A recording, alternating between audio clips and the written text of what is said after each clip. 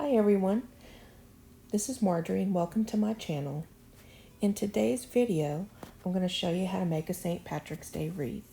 So I have some scattered St. Patrick's Day stuff from Hobby Lobby, 3 ribbons, 1 from Hobby Lobby, 2 from Craft Outlet, and some Deco mesh from Hobby Lobby, Chanel stems from Hobby Lobby, and also this Dollar Tree work wreath. So I'm going to begin by counting out 8 of the Chanel stems. There's 6 sections in a wreath, and in each section you need 3 Chanel stems. Here I'm just creating my very own work wreath, which is definitely more affordable than spending $5 or more per work wreath. This only costs a little less than $2. So on the first 2 larger rings, outer rings is what I would call them, in each section I put 2 Chanel stems on there, and then I just twist them around 3 times, and then in the 2 inner rings, or the smaller rings, I put 1 in the center.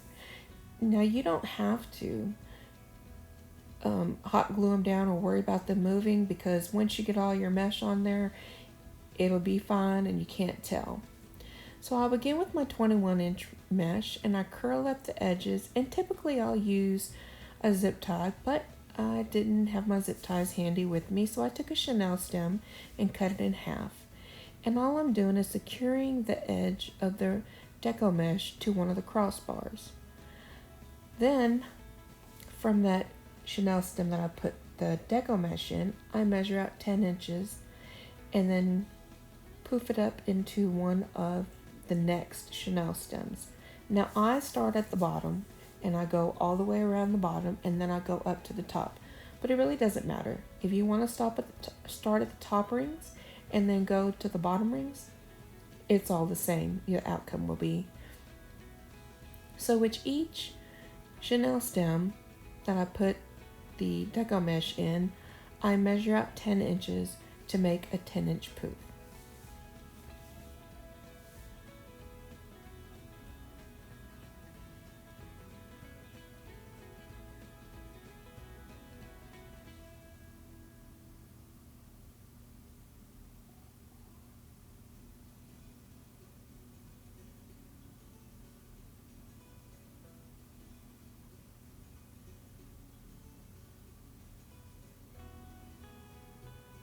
Now once you have all of your poofs in your wreath frame, what you want to do is go and pull and poof them all out, which just means to pull them out and separate them in each of the poofs.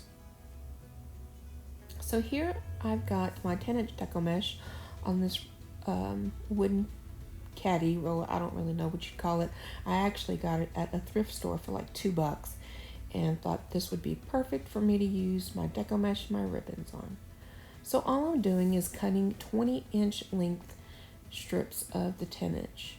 Today I'm going to use a method called the cruffle method. And as you see me doing here, I just roll up the end 3 times. You can use a paper clip, chip bag, chip, anything you want. Go to the other side and then roll it up 3 more times, and then walk your fingers up the middle like you would do with a ruffle. And at the ends, you can kind of see how it gives you a little bit of a ruffle and a curl. So again, 3 times up, clip it, the other side, 3 times rolling it up, and then walking your fingers up to the opposite curl, and then placing it in your Chanel stem. Now do notice I do not open my Chanel stem, I just place it right on top. And that's what I do with my ribbon and all. If you want to open up your Chanel stem and put it in there, that's just fine.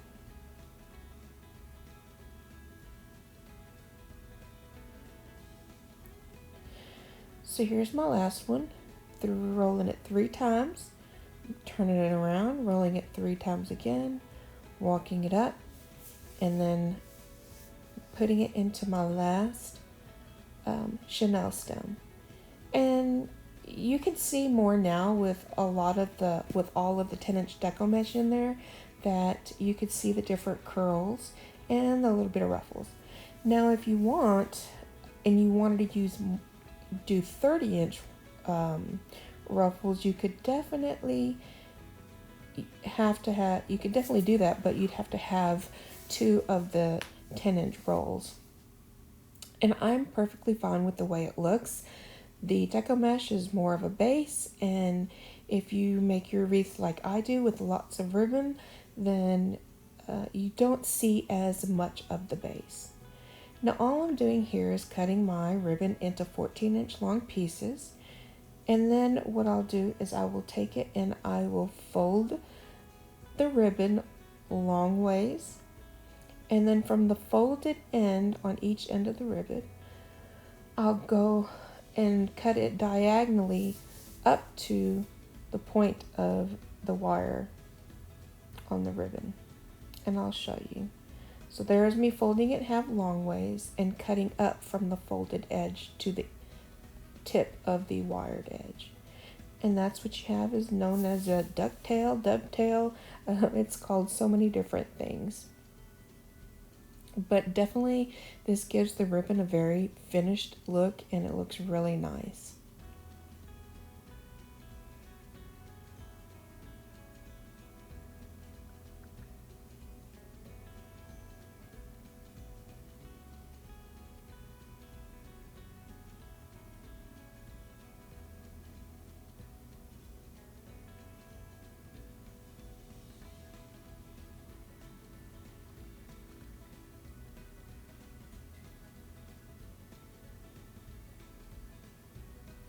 So once I have both of my 2.5-inch ribbons cut at 14 inches and I've dovetailed them, I'll take two of those, pinch it in the middle, and then put it on top of the chenille stem, and then just kind of spread them out. Make sure they have a little curve in them, which you see me doing there with my fingers, and just putting it right on top of the Deco mesh. And I made 18 sets, one to go in each of the chenille stems. Now, if you want, you could definitely use more than just the two. And you can, if you wanted, you could use like 4 different ribbons, and then you could have 9 sets of each ribbon, alternating them in your wreath, and that's really pretty as well.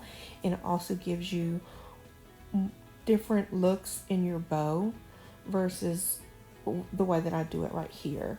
Now I do have that buffalo check, the 1.5 inch, and I'm not going to use it within the chenille stems, but I am going to use it at the end in my bow.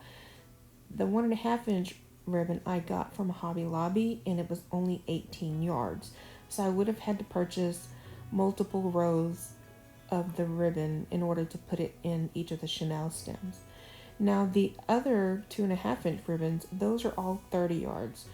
So definitely, if you're going to use 1 or 2 ribbons in your wreaths, I would definitely say make sure you can find some good ones that are 30 yards, 30 feet or 10 yards, which will give you what you need to go through all the 18 chenille stems and your ribbon.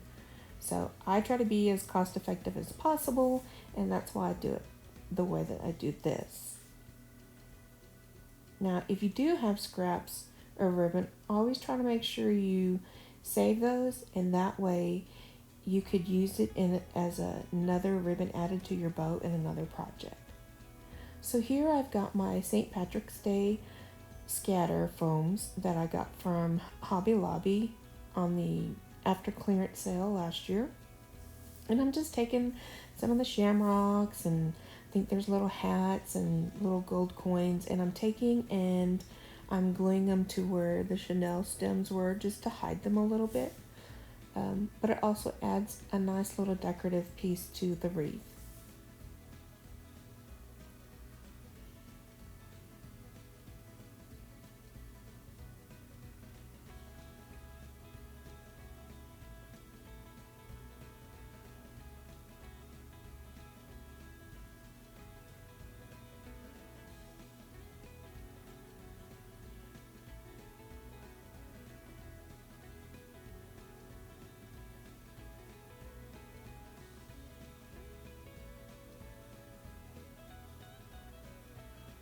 So here I'm taking the rest of my 2.5 inch ribbon and my 1.5 inch ribbon, and I'm going to make a bow. So I'm just kind of lining them up here, and then what I'll do is I'll loop it over, and then I'll loop it again. And what this is doing is just giving me my loops. Just depending on how long you want your loops to be, you can measure it out. So from end to end, this was actually about 14 inches, so that was giving me 7-inch loops. You could definitely make them any size that you want to. And then here all I'm going to do is fold it over on itself several times. Now I didn't have as much ribbon. I don't know, for some reason it fell a little short on the green plaid ribbon. So I didn't get to wrap it around as many times as I wanted, but I still did get a pretty good bow out of it. I cut it in half, and I try to make sure that the 1.5 inch ribbon is in the middle as best as possible, cutting 1/2 inch slits on the sides of the 2.5 inch ribbon. You'll want to be careful because with the 1.5 inch ribbon, you could definitely cut in too far and cut the ribbon completely in half. Or if you don't cut it all the way through, when you get to fluffing your ribbon, then with the pulling and tugging on it, it can actually rip the rest of the ribbon off. So you do want to be careful when you use this method to make a bow. So here I'm just gathering the rest of my ribbon, finding the midpoints, and about to create the tails. Again, making sure the 1.5 inch ribbons are in the center, making my 1/2 inch cuts on both sides of the 2.5 inch ribbon, and placing it below my loops. So then I place a chenille stem and pull the ribbon tight and tightly close up my chenille stems. And then I'll just place it on the ribbon where I like for it to be. And then I just take these chenille stems and find a crossbar in one of the sections and use it to put my chenille stems to and tie it down. And then comes the fun part, fluffing your bows.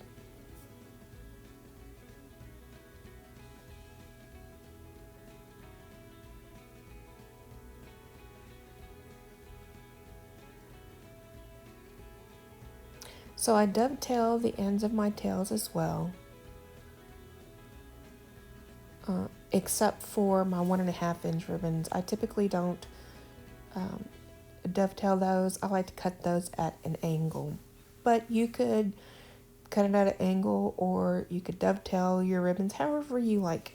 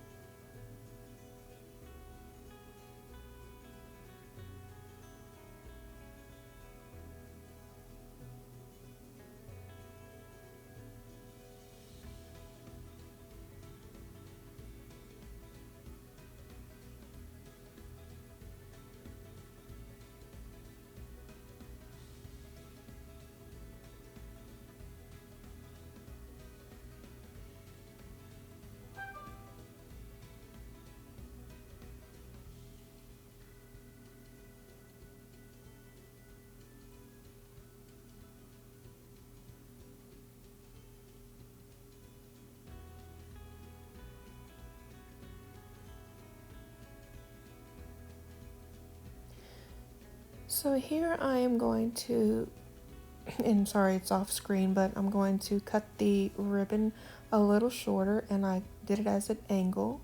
And then I'm just going to roll it up so I can pull it down and make cute little curly cues. I do that to all 4 of the buffalo gingham, the black and white gingham ribbon. And then what I don't show on camera is I actually go back and trim it a lot more, because they were just a little longer than the other tails and it just didn't look right. So I do trim it up, and you'll see it at the end. But this is a really easy technique you can do. You can even do it with your 2.5 inch, 2 inch ribbon. I like to do it more with my 1.5 inch ribbon when I have them with my 2.5 inch.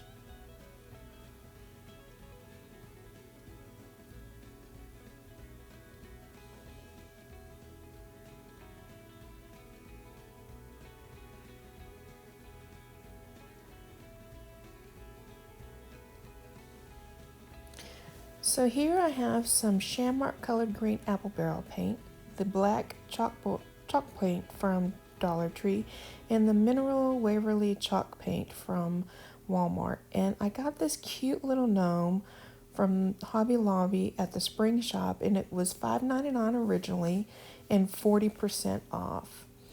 Now I didn't know what I was going to do with it, when I bought it, but I thought, oh, this is going to be such a cute little accent to my wreath, because I didn't really have an idea for a centerpiece on this wreath, and I thought it came out so cute. So all I do is just paint the different colors, the hat and his clothes green. And I do end up kind of going back over it a little bit to get rid of some of those streaks that you see as it's drying. So I give it about 2 coats just so it can be more uniform. And then I take the chalk paint in black and I paint his mittens, his boots, the trim of his hat, and the little ball of his hat black. And I think it's so cute. The colors, I just chose the colors once I had finished the wreath because I really wasn't sure what to do or what to put on it.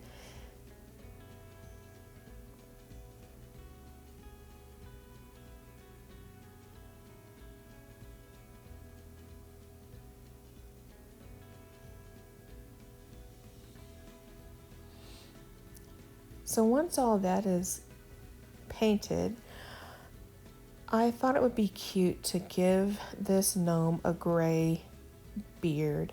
And so that's what I'm using this chalk paint in the mineral color.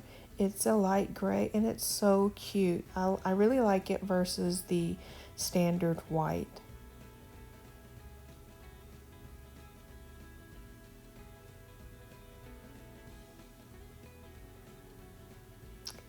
And then here I am with this gold chalk paint pen, from the Dollar Tree. And again, this was just off the wall. So I decided I would paint his little sign gold and his nose because, I don't know, it just made me think of a gold coin. So it was big like a gold coin, and I thought it would be so cute. So I decided to do that. And then once I got to looking at everything, once I completed his sign, which I did go over a couple times with the paint pen, but when I got done with it, I thought he was so cute, but I just really felt like he was missing something. So I decided to go back in and definitely outline everything with a black glass brush pen from Dollar Tree. And then I end up adding gold polka dots all over his hat and pajamas. His hat and his clothes. My husband said it looks like he's wearing pajamas.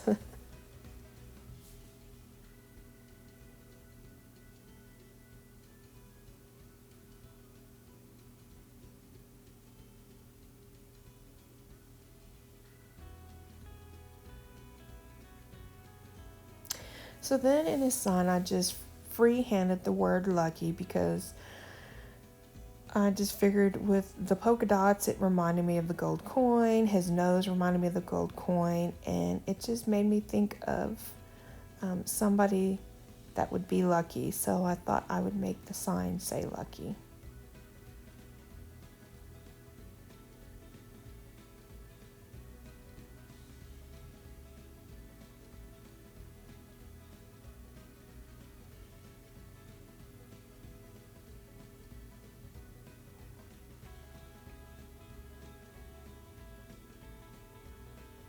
And then what I do also do is hot glue a couple of Chanel stems on the back. That way I can attach it to my wreath. And here he is, all complete.